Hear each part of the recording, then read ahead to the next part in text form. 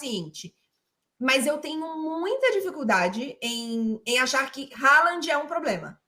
Para mim, não é. Gente, eu não lembro quanto tempo tem, mas eu lembro que a gente fez um MFM, eu não sei exatamente quem estava, mas eu estava, que a gente estava falando o quanto que tinha surpreendido o encaixe do Haaland num time que jogava de uma forma, e a gente falando da adaptação dele, não só dos números, porque eu concordo com o Fred, não são os números apenas que falam, mas eu acho que é um recorte muito, muito pequeno ainda para a gente projetar definições, porque gente, há um mês a gente fez esse MFM debate, não sei se tem um mês ou se pode ter sido um pouco mais, mas porque a gente tinha muita dúvida, né? Como que o Haaland vai jogar em espaço curto? Como que esse Manchester City vai se adaptar a isso e tal? E por um período foi lindo. Então, assim, eu tô mais para o caminho de que é um Manchester City em transição,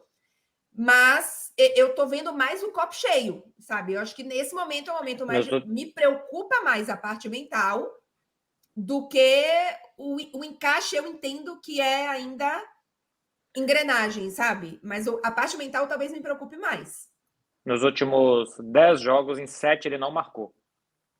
Então foi antes o programa. Acho que inicialmente ele tem impacto. E eu acho que, 32 gols em 32 jogos não é de se jogar fora. Mas ele não tem que ser titular absoluto por 90 minutos sempre. Ontem, não, se a intenção ontem era manter posse de bola, dormir o jogo, era jogo para o Julian Álvares e não para ele. Nesse jogo, o Haaland senta no banco, espera, e você vai ter um outro jogador que vai tocar na bola mais 50 vezes, você vai ter 750 passes, isso quer dizer que o Leipzig vai ter menos passes, menos bola, menos corridas, menos ataques, você vai sofrer menos. Então, se o que você quer é isso que o Manchester City aparentemente quis ontem, não era o Haaland o jogador até em campo, ou pelo menos não por 90 minutos.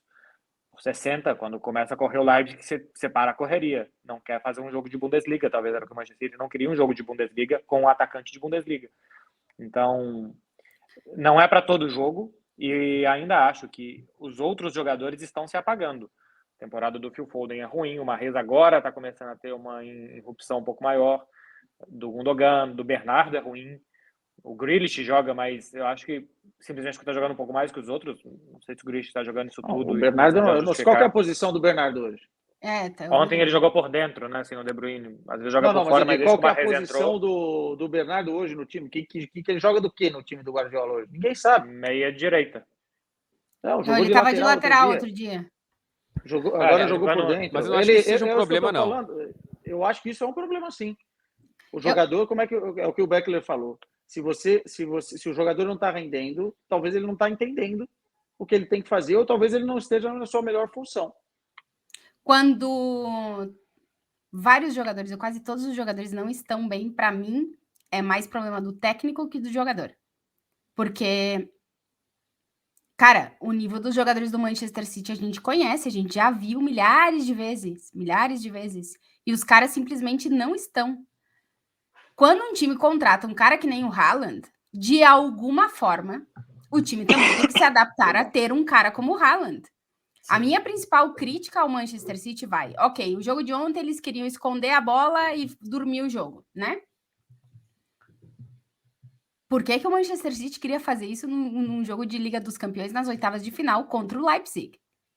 Se quer fazer isso contra o Real Madrid, beleza, entendo. Se quer fazer... Cara, o Manchester City tem que entrar com outra mentalidade na Liga dos Campeões. Também acho. Tu tem um cara como o Haaland no time que tu sabe que ele pode definir jogos. A gente tá falando muito nesses dias de quais jogadores são os determinantes dentro dos times dele, né? A gente tem o Mbappé no PSG, a gente tem o Vinícius Júnior nesse momento no Real Madrid, a gente tem o Rashford no Manchester United. O Haaland é esse cara do Manchester City. Se tu tem um cara como esse no time, me parece um erro não explorar esse fato desse cara poder definir o jogo. E aí eu acho que você só consegue explorar isso bem se o adversário te der 45 metros para correr. Tu não pode depender do teu adversário para fazer o jogo que tu quer fazer. Aí tu não é o time grande na eliminatória. Não, aí é simplesmente característica. O seu atacante tem que ser o Harry Kane ou o Benzema. Mas então por que tu contratou o Haaland? porque os outros não estavam disponíveis. Ele era uma bola quicando de 22 anos com uma média de 1 gol por jogo. Então tu ajusta o teu time para explorar o melhor de um cara que tem um gol por jogo. Mas eu acho que isso está em processo. Esse é o meu... Aí que tá. Ok, isso está em processo. Então eu acho que a gente não pode hoje, depois do jogo de ontem, colocar na conta do Haaland. Tá na conta do Guardiola e tá na conta do Manchester City. Não tá na conta do Haaland. Não. Mas assim, só para ficar claro, eu não acho que a culpa seja do Haaland. A culpa é do Guardiola. O Haaland não é o culpado individual, tá? É que coletivamente dá nele. O culpado também acho que é a formação do time para ele. Não acho em momento nenhum que o Haaland é o problema. Para mim é muito mais um problema de formação de time do Guardiola do que do jogador. E assim, não esqueçamos que são pessoas, né? Então eu tento ser uma mosquinha no vestiário do Manchester City, um elenco super campeão, que acabou de empilhar taças da Premier League. Aí chega um cara que rouba todas as manchetes e você primeiro está acomodado, segundo o próprio Guardiola, que disse publicamente que o time estava acomodado, que a gente não vê coisas que ele vê no dia a dia, nos bastidores.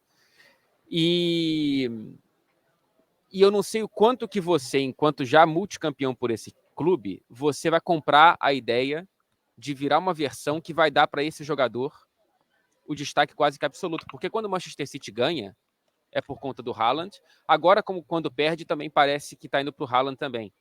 Mas a temporada do De Bruyne, apesar de alguns números interessantes, é muito abaixo. A do Bernardo é abaixo. A do Mahrez, um pouco melhor que a desses jogadores. A do Rodri é bastante abaixo. Então, assim, você tem a espinha dorsal do Manchester City pior. E lembremos também que é a primeira versão do Guardiola com um centroavante. O Agüero não foi utilizado como tal. Ele era... Tanto é que ele sai do time para a entrada do Gabriel Jesus quando o Gabriel acaba de chegar aqui em Manchester. Porque o Guardiola queria fazer do Agüero um cara muito mais móvel do que ele era. E então o City está tentando fazer pela primeira vez algo que nunca fez. E eu não sei o quanto isso vai ser rápido, o quanto que isso ainda vai acontecer nessa temporada. O que, em termos de Liga dos Campeões, pode ser uma boa notícia, é que eu acho que em grandes jogos, com adversários que potencialmente vão dar esse espaço para o Manchester City, aí pode dar certo. Deu certo contra o Arsenal, pode dar certo se o City conseguir passar pelo Leipzig, que agora está em risco, mas enfim, né, foi pragmático e pode resolver em Manchester, o quanto pode dar certo se enfrentar um Bayern, se enfrentar um próprio Real Madrid. Então, ainda acho que em grandes jogos esse time pode oferecer o teto do momento, mas perde a consistência quando você tem esse nível de exigência dentro da Premier League com o Arsenal voando, por exemplo.